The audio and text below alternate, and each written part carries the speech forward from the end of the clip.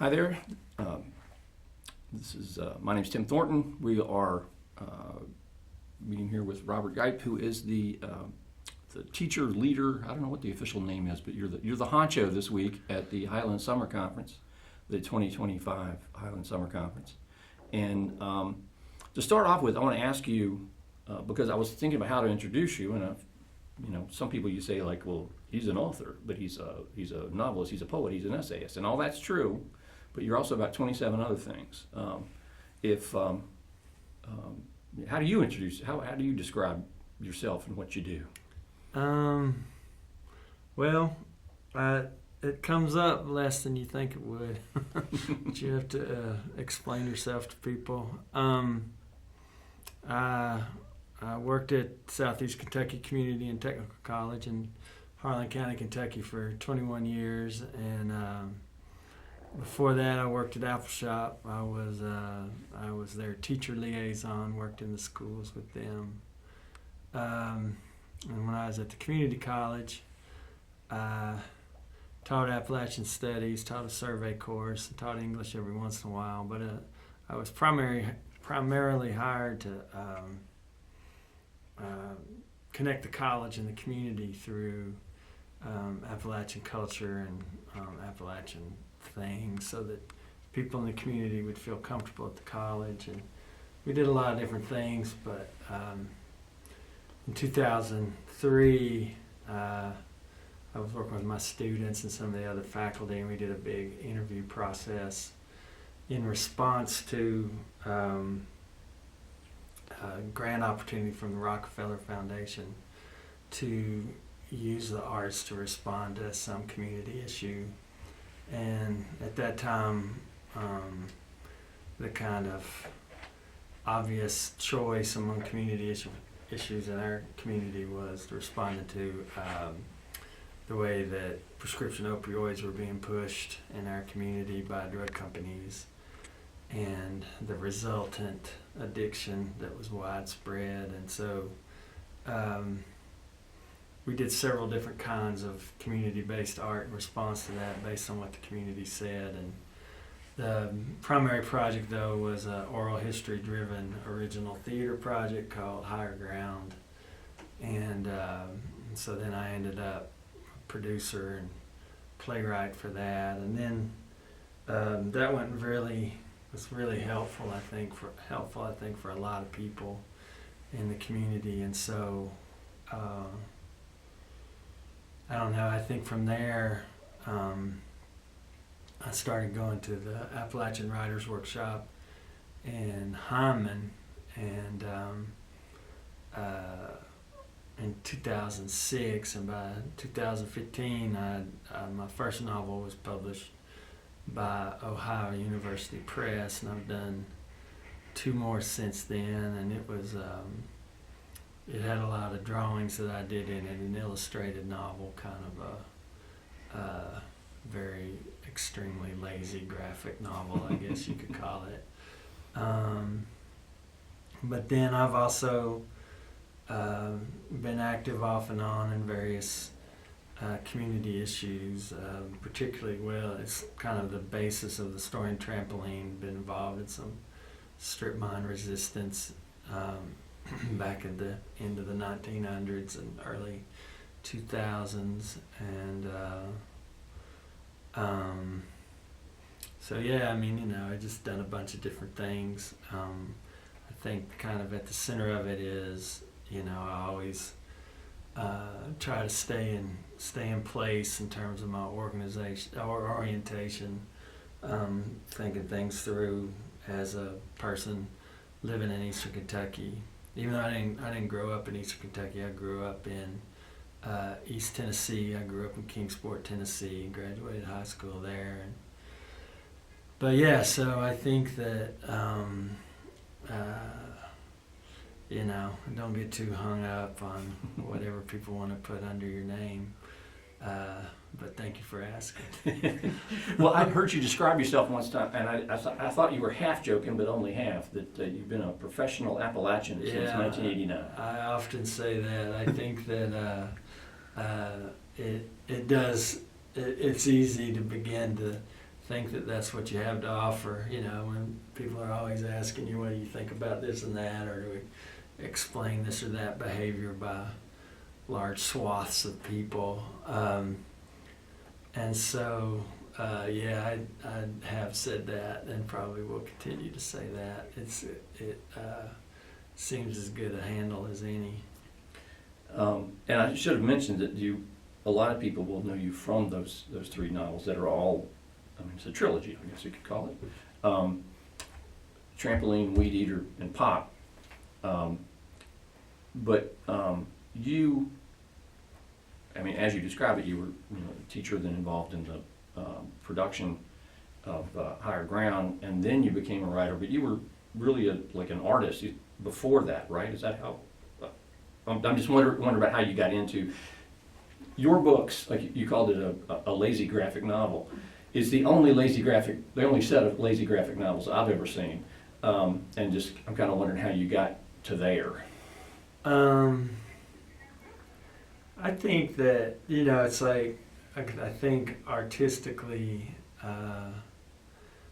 being at Apple Shop was the formative experience for like how I, it was resonant for me in terms of how art ought to function in the world. It was Apple Shop, of course, at that time was a documentary film production center that was based in Whitesburg, Kentucky, in the Eastern Kentucky coal fields, and made films about folk artists and traditional artists, and also contemporary artists, but then also about economics, about labor and labor history, about community development, about race, really the gamut of social issues that as people were experiencing them in that Appalachian region.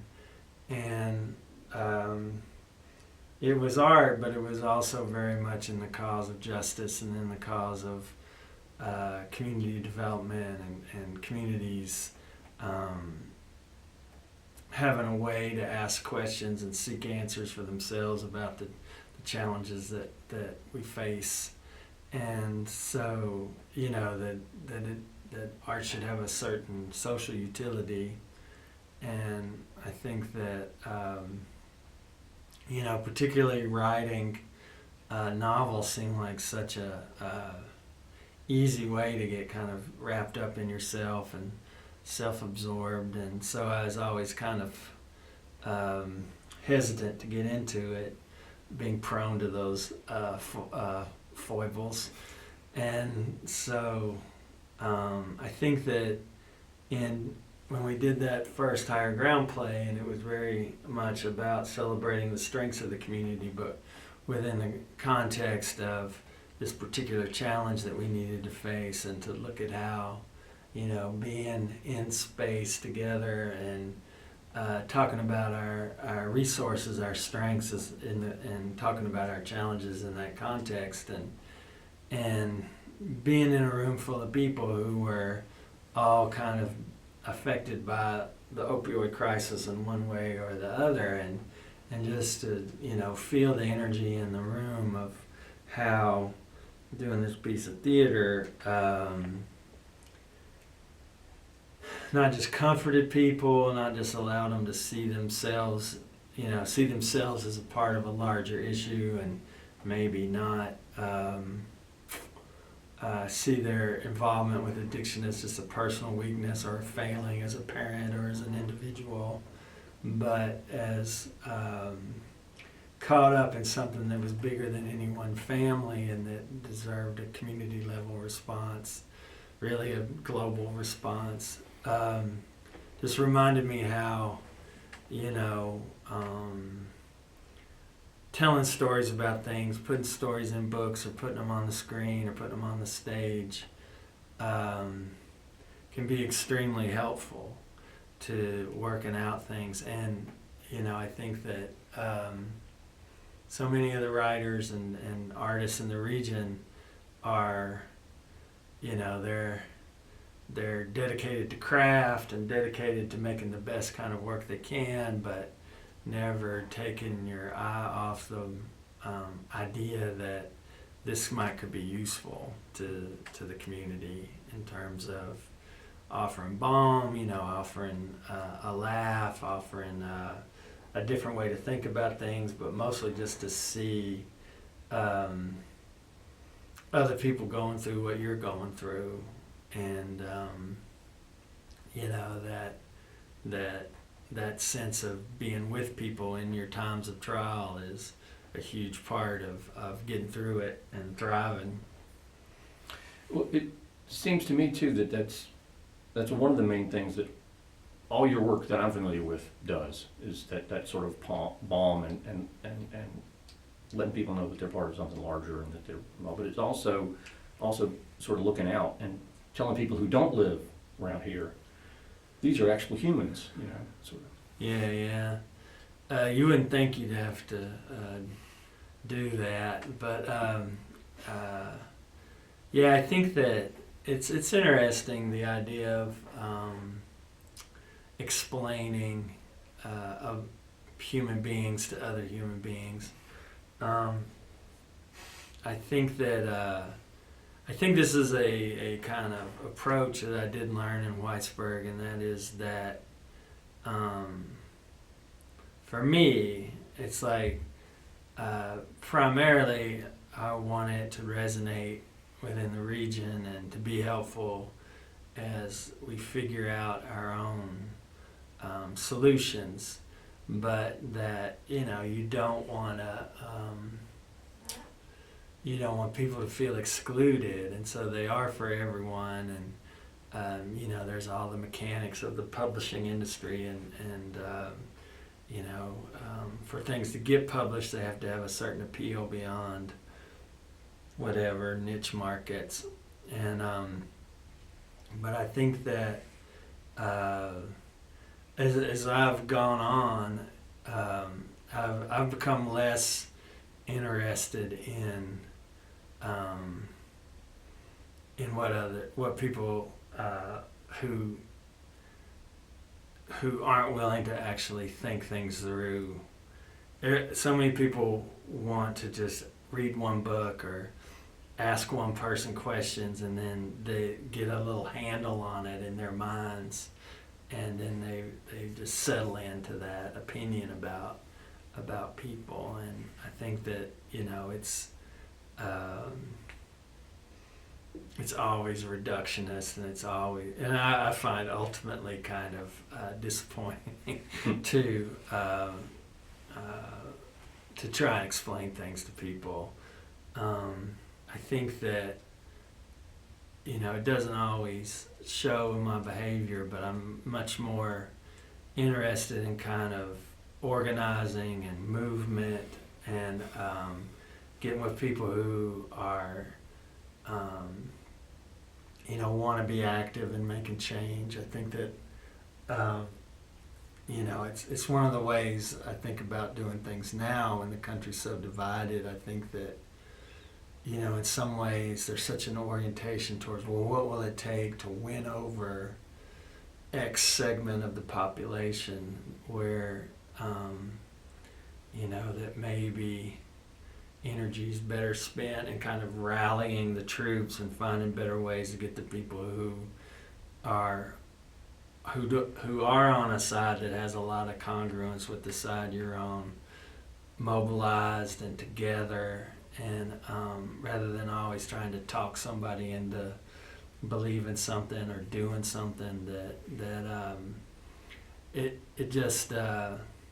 it's interesting. I've been reading a lot of kind of queer theory and LGBTQ authors, and this idea of what you give up when you're always having to explain yourself and put your being, your way of being, who you are, in terms that people who are essentially kind of hostile to the way you are, into terms that they can relate to. That very effort of trying to put it in their language is giving yourself away in a way, and that really it really resonates with me with a lot of what I came up with as the way that I came up as a professional Appalachian. In the 70s and into the 80s, there was this kind of idea of Appalachian consciousness, and that that there was so little before that came from the region and by regional producers, that this idea of figuring out how to hold on to ourselves and still solve some of these problems that are partly our own making and partly society's making, that and not being apologetic and not being not starting from the idea that you're less than, or that you're incomprehensible. It's like we understand ourselves, so who's it's like, why we're perfectly comprehensible to thousands and thousands of people, and so why start from this idea that we're some kind of mystery. And so I had an eye-opening, for me, experience in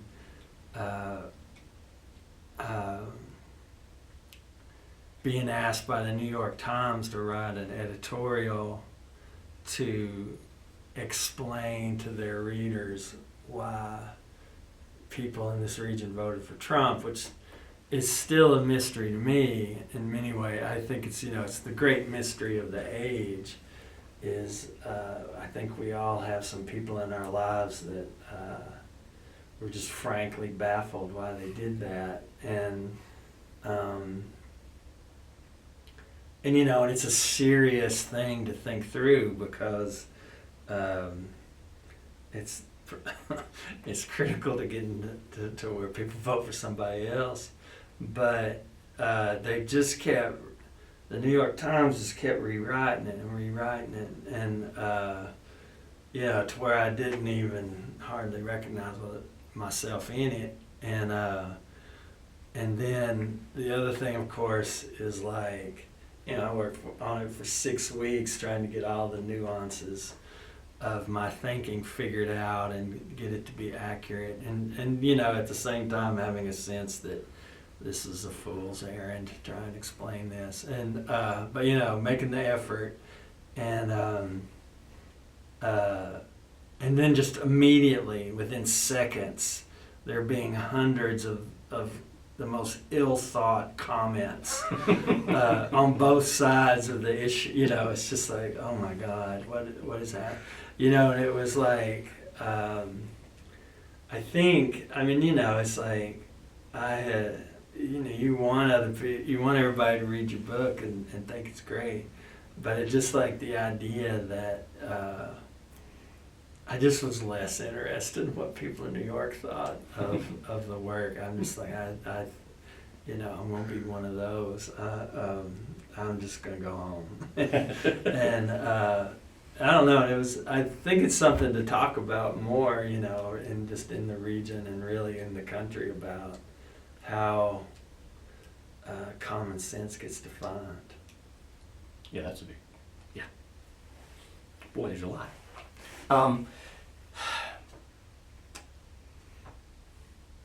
But to go from that to, since you are here to teach people how to write, or to help people learn how to write,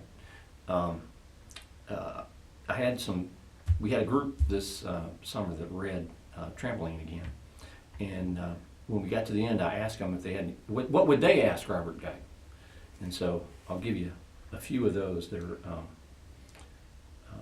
the one that I thought was really interesting is they wanted to know if you had any community radio connections because of Willett and all that. Yeah, I was a drive time DJ on WMMT on Friday mornings for 6 years, and of course, was very involved with WMMT as Aftershock staffer and Aftershock board member.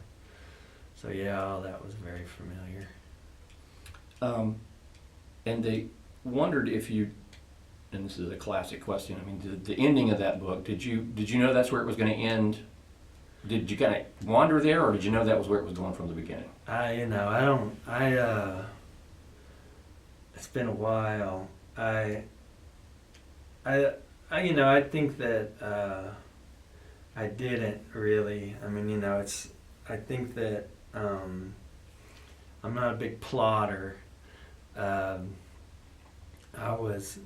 Arnault was my primary writing teacher, and she focused on just the writing of scenes and then the organizing of the scenes. And so, and she I can't remember if she got it from somebody else, but she would always say, no surprise in the writer, no surprise in the reader. And so writing to discover. And so, of course, you do that and you write things and things come out that you didn't expect. George Ella, one of the things I'm going to use in class is a interview that George Ella Lyon recently did with Silas House for the Appalachian Review, and they talk about the magic and how do you court the magic of things you didn't expect or didn't know you were going to write, and that's a headspace. But of course, then when you're putting together a novel, you're taking all that stuff that you hope has some inspiration in it, and then you're arranging it to suit yourself. And so to that extent, it was all written, and then to make that the ending. But that's good that they are wondering if I had it planned out or not, because that's what you hope, is it just seems like unexpected and spontaneous. I hope that's right.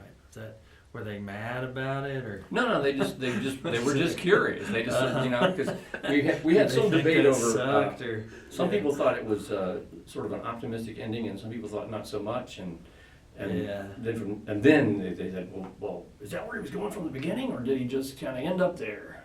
Well, I think that I will say this, that I think that how you feel about things largely is determined by how the story ends. It's like, I think that what I do kind of remember kind of embedding in that scene that, that this is transitory, that any happiness would be fleeting in their circumstances, and that some deep and abiding joy would reside within them forever after seemed unlikely. But that there would be a moment of transcendence where everything seemed to fit together is possible, and if you stop there, it feels like a happy ending. I think that, another thing I would say is that, more so than novels or short stories, that I feel like I owe a lot more to just kind of storytelling, the way that happens in the car or, at night while you're sitting around, and that doesn't have a sense of ending, that's just like a river. It just keeps flowing, and that, that you would kind of hack off a chunk of that and put it between covers is more the spirit we're going for. I think that we're very much trying to write books that are, meditations on the difference between oral and written, and I think that that's part of that meditation, this idea that, happily ever after is kind of a sham, that there's always going to be trouble. And so, but somehow to capture, and I think that everybody knows that, but it is happily ever after such a great tie-off to get you out of, having to tell more stories. And so, that there's some play around that. I think that, it's like, it's like a sports movie that would end on the conference finals where somebody wins in the conference semifinals, and you end on that, and then there's a postscript say they lost in the finals. It's like it's like if you ended on the glorious victory in the semifinals, you have an upbeat moment. But Well, and maybe I'm just a cynical and depressed old man, but I read it as not so much a happy ending as much as just being here is quite an accomplishment. Just to be alive. That's right. I think, and also,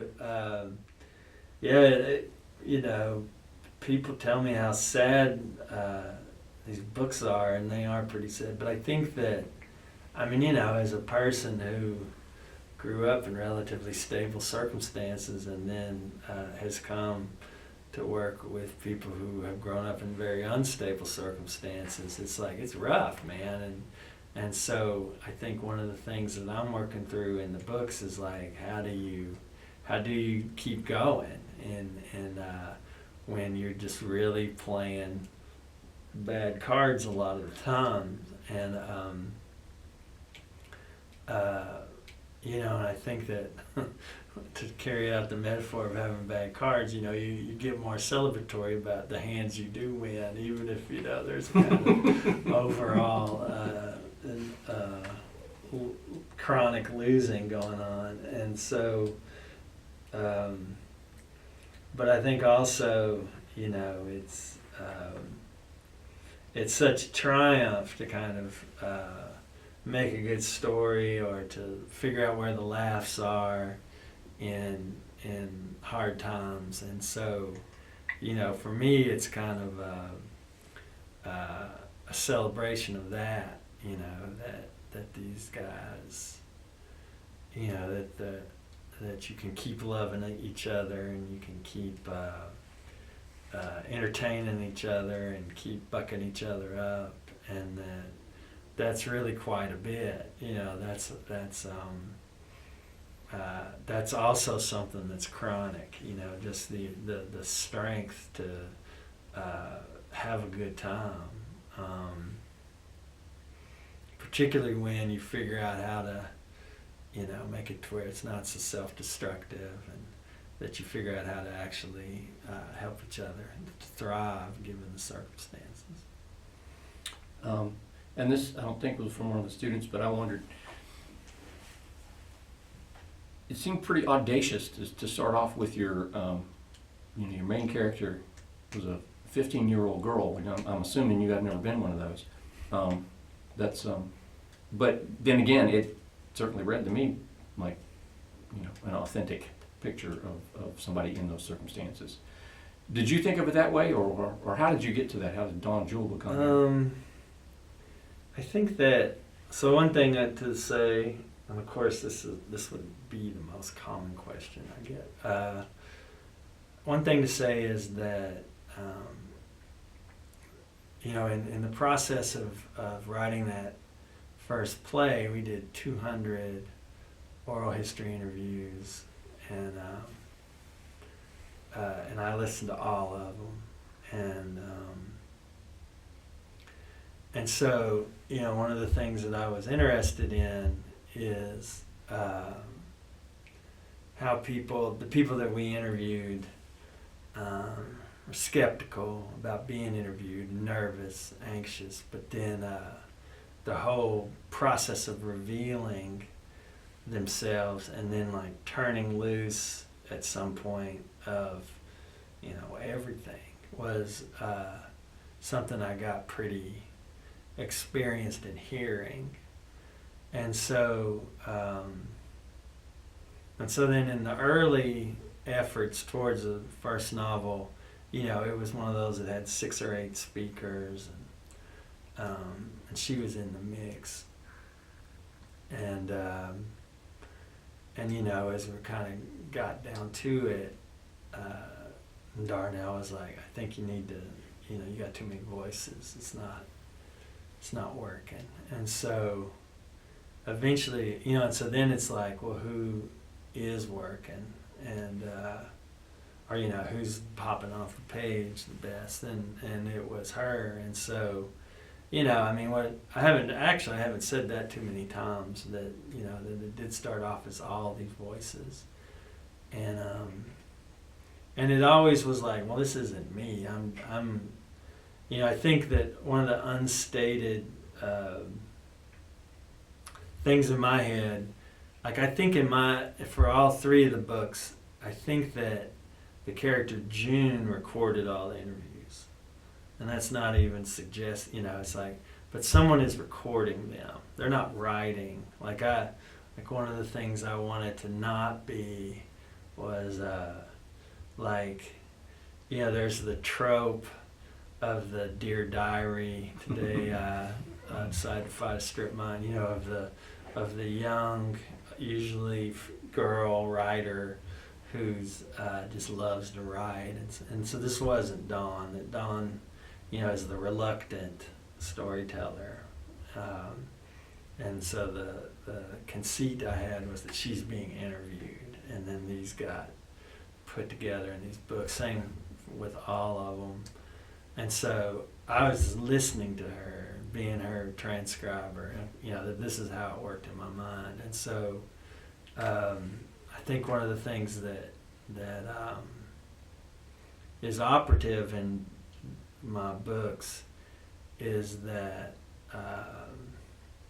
someone thinks it's important for them to tell their stories, but it's not necessarily them. And so they're just playing along, or they're doing it for a grade. You know what I mean? That this Yes, is this, and so that then it becomes about that at some level. Like I didn't even really think about it at the time. It was just kind of like she was the most likable, or the most that someone would want to follow, for 300 pages.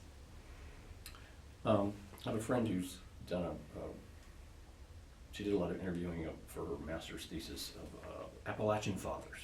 Yeah. And she was amazed at how much they would tell her once they got started. Once they got started. And then she asked them, after a while, she was like, well, you are telling me a lot of stuff. Why are you doing it? And a lot of them just said, well, nobody ever asked me before. Nobody ever asked. Never had the chance. Yeah. I think that, there's a lot bound up in that. I mean, the project I'm working on now is all Hubert. It's Hubert's book. And he's the uncle. He's Dawn's uncle. And and it's interesting. I find, like, trying to think of what he'd sound like. He's not as flamboyant a speaker as she is. That he is. It's just it's taken me a while. This is good to do the interview, because to remember like how you started, because I think that I kind of think he is like writing something down or doing it for himself. That it's not that reluctant narrator, but it's also he's just not as flamboyant as her. And I think the writing, that a lot of the metaphors that people like, and a lot of the crackling dialogue that people liked about the Dawn voice, he's got a different voice. And it does go back to that. I think that also, as I think about it, playing off of what the dad said, is also it's just like, you're not raised to confess. The kind of confessional mode that's required of these projects is not, you're not supposed to complain, you're not supposed to act like you're hurt, all that stuff that guys get conditioned to most places, especially here. And So that, dissembling, telling jokes and stuff, we're allowed to do that. Talk about sports, we're allowed to do that. Moralize, we're allowed to do that. And I think that's general. It's more general in places where things are hard. It's like, everybody's got it rough. Quit complaining, buck up. But then, when you get the cork out of the bottle, it goes spraying everywhere. It's also interesting that, it's just as a Tennessean who's also lived in Alabama, it's like they're just some varieties of southernness. Mm-hmm. And in Kentucky, I've observed more often, people won't talk to you very much, and then you get the cork pops, and then it's everything, that it's like, whereas in Tennessee, I go home, just like going through the checkout line somewhere, people seem so much more chatty. Mm-hmm. Whereas when I first went to Kentucky, I'm like, why didn't anybody ever talk? Like in the store. And it's like, there's just a lot of empty banter. Mm-hmm. As you get further south, you can probably measure it. But it's just like the way we use talk or don't use talk, it's very interesting to me. And but anyway, and then I guess my point is there's a lot of talk that's kind of just chatter as opposed to actually talking about what people need to talk about. And the way people use humor in that is also super interesting to me. Anyway. That's cool. Well, I don't know how long that we've gone on here because I didn't keep track. And I know that you probably need to go have lunch before you get set up to start the conference. But is there anything else you'd want to say about the project you're working on now? Because I know people are interested in what you're up to. I don't think so. I think I've talked too much about it.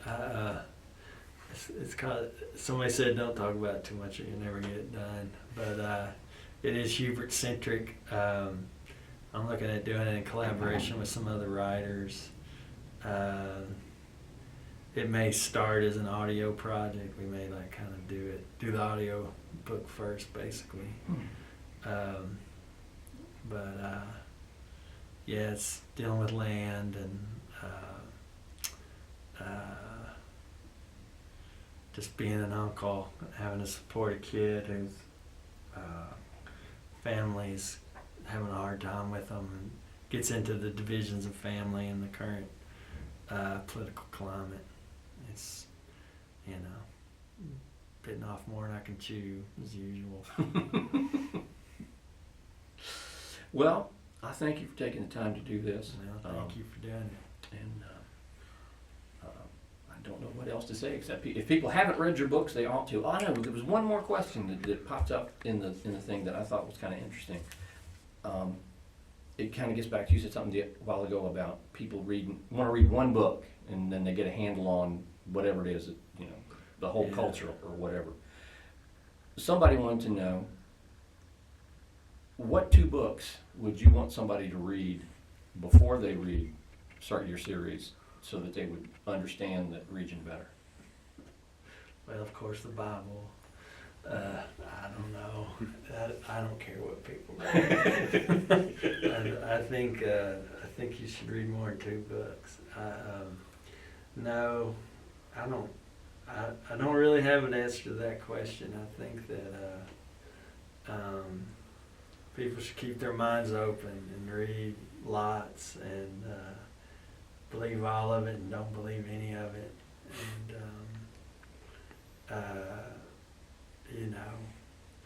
And I was thinking about it. I hadn't been in a college in a while. I've been retired for a while and haven't just walked around the library. And, I was thinking about AI and people writing papers and not writing papers.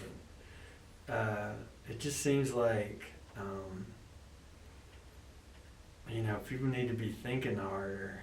It's like thinking slower and taking their time with things and not popping off. I think that, social media is has affected our brain. And I love social media. I'm on it every day, but you know, it's like that we're not thinking things through. Like maybe we were raised, like we were joking about an older person reading an editorial with the depth of reading to see when it was being undercut within the editorial, and the younger editors missing that.